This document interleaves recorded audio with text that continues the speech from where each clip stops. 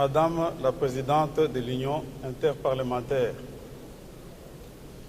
Mesdames et Messieurs les Présidents des Parlements, honorables parlementaires, distingués délégués, Mesdames et Messieurs, c'est pour moi un immense honneur de m'adresser au nom du peuple de la République démocratique du Congo à cette auguste assemblée réunie ici à Tachkent, cette belle ville, capitale de la République d'Ouzbékistan. Le thème retenu pour cette année, à savoir l'action parlementaire en faveur du développement social et de la justice sociale, résonne parfaitement avec les défis et les aspirations profondes du peuple congolais que j'ai l'honneur de représenter ici. C'est dans cette optique que la République démocratique du Congo ne cesse de s'investir pour améliorer le bien-être de son peuple à travers le vote des lois visant à garantir le développement social et la justice distributive, matérialisée par la gratuité de l'enseignement de base, la couverture santé universelle, le programme de développement de 145 territoires. De même,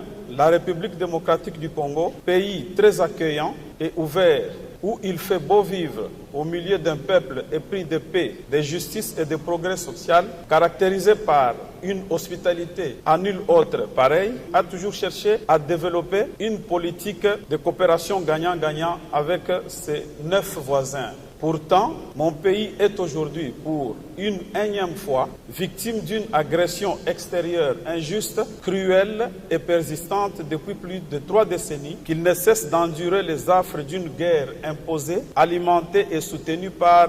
des pays voisins, en particulier le Rwanda, avec son régime actuel. Pour soutenir son agression et saper les efforts de développement de paix et de justice sociale que la République démocratique du Congo veut bâtir, le régime du Rwanda, qui s'est caché depuis des décennies derrière des troupes armées prétendues locaux, a vu ses masques tomber avec l'entrée au grand jour de ses forces spéciales lourdement armées sur le territoire congolais, notamment dans les provinces du Nord et du Sud Kivu, non pas sous prétexte de traquer ses compatriotes FDLR, narratif désormais inconsommable, mais pour causer la mort, les viols, les pillages et la désolation parmi les populations civiles congolaises. Il est démontré à présent plus de 10 millions de morts, plus de 10 millions de morts et plus de 6 millions de déplacés internes, nombre qui continue d'accroître au jour le jour. Distingués collègues, vous conviendrez avec moi que la paix et la justice sont les socles du développement social.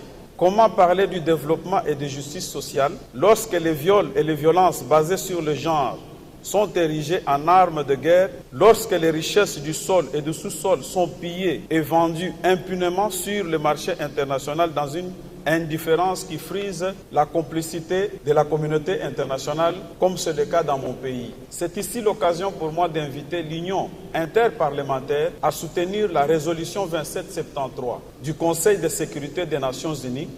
condamnant fermement le Rwanda qui soutient le M23, ainsi que les sanctions de l'Union européenne et des autres pays épris de paix et de justice contre les auteurs de ces crimes. Je profite du haut de cette tribune pour saluer la diplomatie agissante de son Excellence Félix-Antoine Tshisekedi Tshilombo, président de la République démocratique du Congo, chef de l'État, laquelle a permis d'atteindre les résultats si haut évoqués. Mesdames et Messieurs, je voudrais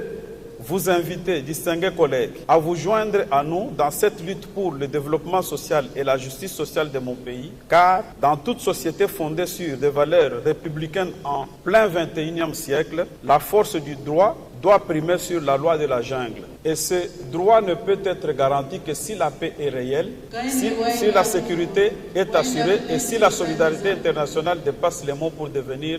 action. Je vous remercie de votre attention.